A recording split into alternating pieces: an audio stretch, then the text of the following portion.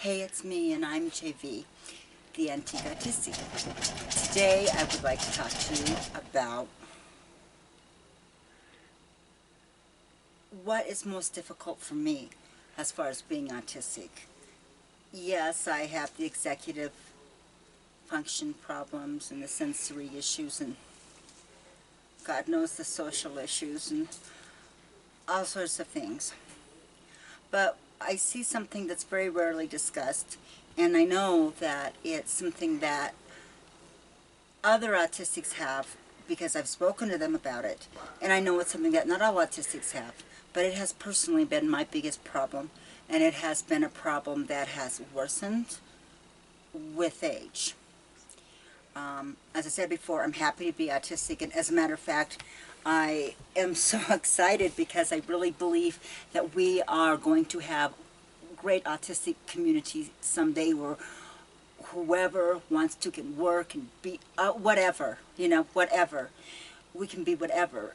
And I think we're nicer and kinder and more honest and more logical and all sorts of things than most neurotypicals.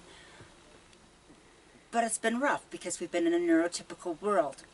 Now, these are some things, two things I'm going to mention.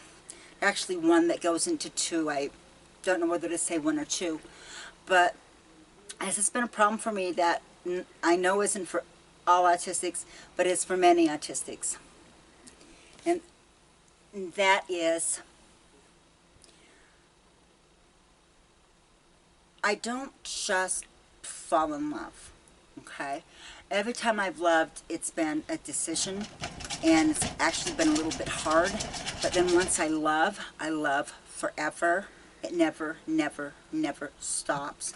I mean, and I love, I have great empathy. I love the world, and I love people, and I can't go by a homeless person without feeding them or giving them money or something, and doing whatever I can.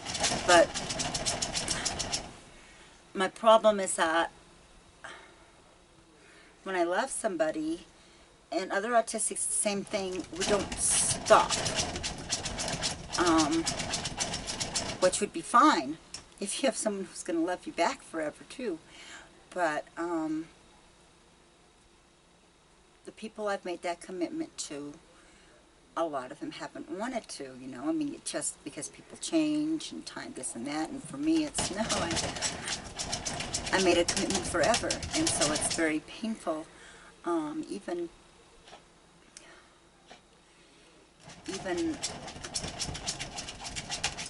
my best friend, when I was a teenager,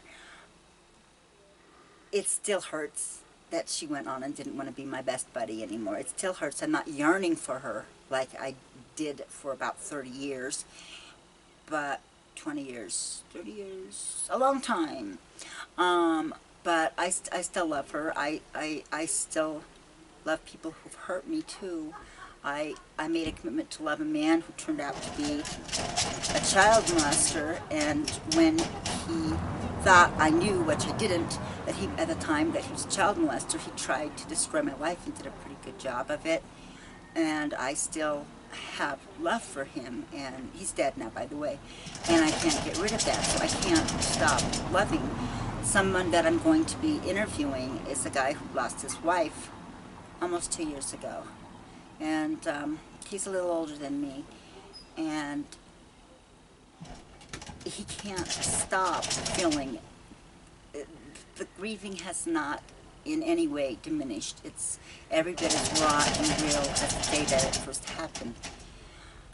And so that's what, and my other problem is, the other thing I really need help with is that we all trust too easily, but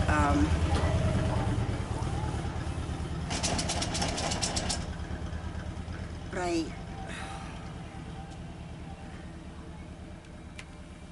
have this problem. I don't know, I wouldn't say trying to change the world. Well, I'm like a born-again virgin, a born-again emotional virgin. That's me. Someone will hurt me, and somebody else would say, well, forget that, And I'll just go back and try to, you know, if there's someone I love, I'll try to fix it and fix it and fix it and fix it and fix it and fix it. I've had, you know, 12 years of trying to fix a certain thing that is unfixable, and it's really caused me enormous pain. And I don't hurt any less than I did ever from this and other things, you know, and it really scares me because I do have quite a few people that I love. It's 30, not now, but 30 over my lifetime. They're definitely not all in my lifetime. Some of them are dead, Grandpa, and some other people. But it already hurts so bad when I have that loss, and I don't get over it, the loss of someone I love. And I don't know if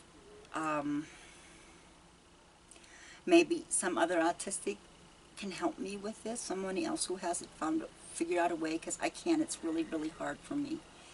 And maybe even somebody who happens to be watching who might be a researcher, maybe you know why and how I could stop doing that, because I like being autistic, but I don't like this part of being autistic. And the other thing, like I said before, I'm like emotional virgin. Someone hurts me, and I say, I'm done. I've learned I'm not going to let them hurt me again, but then I let them hurt me again and again and again and again and again and again. And recently we were robbed. And it was really horrible, and it's because I could never replace this certain person in my life, but, you know, it was like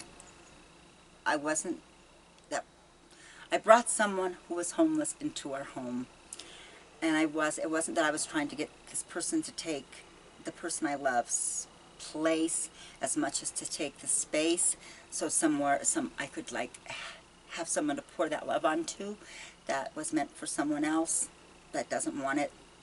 And because of that, we ended up, ultimately, it's a long story, I'll go into the time, we ended up getting robbed, at gunpoint. They stole so much, we've all have emotional problems from it. It was really awful.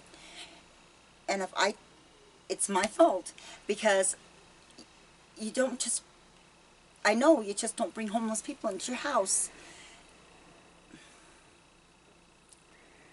and try to make them, you know, your daughter. And a lot of people got hurt because of that. So if there's anyone who has any ideas that could help me, or if any of you, like, even non-autistic professionals, mostly I think if you're the professionals, the ones who really are experts in autistics are autistics.